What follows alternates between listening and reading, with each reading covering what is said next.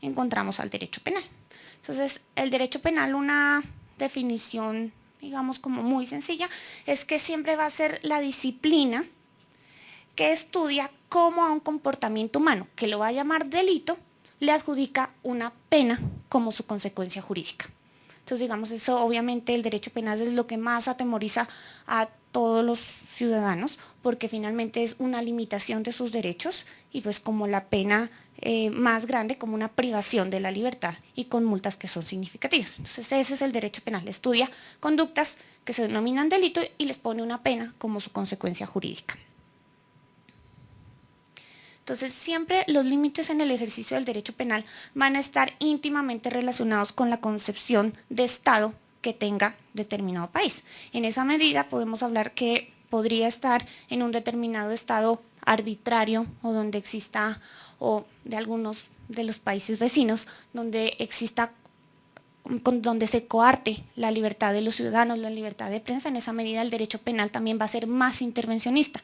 Y en los estados liberales podemos encontrar que los ciudadanos se sienten, digamos, tranquilos y capaces de ejercer sus derechos sin restricciones. Entonces, la concepción de derecho penal que se tenga de más o menos intervencionista dependerá también, pues, de la noción de Estado que adopte un determinado país. El principio de legalidad es el aporte más importante del Estado de Derecho. ¿Qué quiere decir? El principio de legalidad lo que considera es que los particulares, es decir, todos los que estamos aquí, creería la mayoría, salvo los servidores públicos que estén acá, todos los particulares siempre podemos hacer todo lo que no nos esté prohibido dentro de la ley. Entonces, digamos que esa siempre va a ser una defensa adecuada en todas las acciones que adelantamos. Cuando, por ejemplo, las personas van manejando y un policía le quiere poner un parte y no hay una clara señal de prohibición de hacer un cruce, de prohibición de hacer determinada pues, maniobra, siempre vamos a tener como esa defensa. Yo, como particular, puedo hacer todo lo que pueda en la medida en que eso no esté prohibido. En los servidores públicos es totalmente al revés. Los servidores públicos solo pueden hacer aquello que les está permitido por la ley. Y la ley pues es obviamente la que ha sido aprobada por el Congreso de la República, pues hay otros conceptos de ley en sentido formal y ley en sentido material, pero esa es la garantía que tenemos todos los particulares y la restricción que tienen todos los servidores públicos, y obviamente esto en derecho penal adquiere mucha más relevancia porque ninguna persona puede ser aprehendida ni coartada sus libertades sin que exista un delito previamente establecido, sin que se le siga el debido proceso.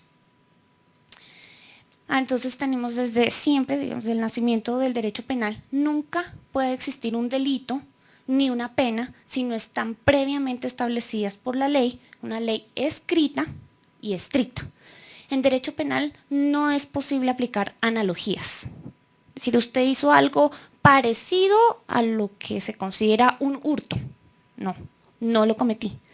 El legislador establece claramente el sujeto activo de un delito, el bien jurídico que está protegiendo y la consecuencia que es una pena, pero no se pueden hacer analogías. Y el fin primario pues, del derecho penal siempre va a ser la protección de bienes jurídicos. ¿Qué se consideran bienes jurídicos? Los derechos susceptibles de reconocimiento y de protección. Entonces, en esa medida, pues obviamente, tanto cuanto van cambiando las dinámicas de las sociedades, van cambiando la importancia de los delitos. Entonces, hasta hace relativamente poco, hablando en términos de años jurídicos, no teníamos los delitos electrónicos. El delito más grave hasta hace unos años podría ser el robo de ganado, el abigeato, y todo eso va transformándose en la medida en que las sociedades pues, van encontrando nuevos bienes jurídicos susceptibles de protección. Como les decía al principio, la idea es que siempre en el derecho penal persiste el principio de subsidiariedad y de un carácter fragmentario. ¿Qué quiere decir eso? El principio de subsidiariedad, que solo lo aplico, como decíamos, en última instancia. ¿Por qué? Porque mediante el derecho penal yo restringo derechos, yo llevo a una persona a la cárcel, le pongo multas, no le permito ejercer sus derechos políticos, le privan del ejercicio de las funciones públicas a un servidor por un cohecho, por algún acto de corrupción, lo privan 10 años. Entonces siempre va a ser subsidiario, es decir, como última instancia, y cuando no existe otra forma de intervenir adecuadamente en las relaciones de la sociedad. Y el carácter fragmentario en la medida en que lo que se protegen son bienes jurídicos importantes, es decir, cuando se va a castigar, digamos, ideales o cierta concepción o concepciones religiosas. Por eso también desde hace años el adulterio ya no es delito. Es decir, va a proteger, digamos, los bienes jurídicos más importantes que el legislador cree que son susceptibles para que él intervenga. Tenemos también el concepto de derecho penal de acto y no de autor, ¿qué quiere decir? Digamos, en el nacimiento del derecho penal habían ciertas teorías que decían que el hombre era peligroso por lo que él era, es decir, entonces habían teorías obviamente que violaban, digamos, derechos fundamentales y derechos humanos, que decían que las personas con ciertas características físicas tenían tendencia a ser delincuentes y se los castigaba por lo que eran, no por lo que hacían. Ahora está totalmente decantado ese concepto y a los ciudadanos solo nos pueden castigar por lo que hacemos, no por lo que somos, ni por lo que creemos. Entonces, la definición de delito siempre, como vimos, va a ser una conducta, es una acción humana que tiene 3 características. La primera es que es una acción típica en la medida en que está típicamente estipulada en la ley y claramente establecida en el derecho penal. Eso es que sea típica, que esté en la ley. El delito, además de ser típico, tiene que ser antijurídico, que quiere decir que lesiona o pone en peligro, sin justa causa, bienes jurídicos protegidos. Entonces, uno, digamos, cuando lee el Código Penal, empieza a ver delitos contra la vida y la libertad personal. El bien jurídico es la vida y la libertad personal. Delitos contra la administración de justicia. El falso testimonio es un delito contra la administración de justicia y ese es el bien jurídico que se está protegiendo. Entonces, lo antijurídico quiere decir que yo lesiono, pongo en peligro ese bien jurídico que está protegido por el legislador. Y tiene que ser adicionalmente una conducta, además de típica y además de antijurídica, tiene que ser culpable. Es decir, debe faltarse al deber objetivo de cuidado en alguna de estas 3 formas. Yo puedo querer matar a alguien y eso se llama dolo. Yo puedo pasarme un semáforo en rojo y matar a alguien, y eso se puede llamar, pues, sin meternos a enredarnos, pero generalmente se llama culpa. Y unas personas pueden tener una pelea, una riña, se están pegando, y fue tan duro el golpe que le dio uno al otro que la persona falleció. Y eso se llama preterintención.